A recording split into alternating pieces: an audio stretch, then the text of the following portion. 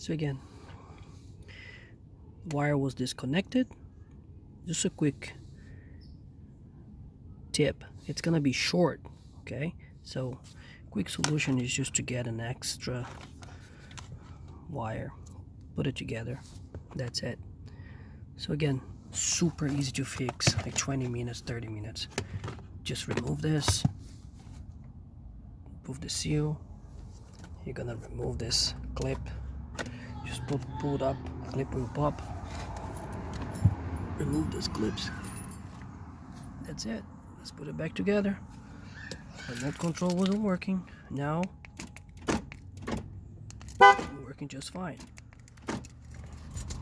30 minutes, no more than that. Let's put this baby together.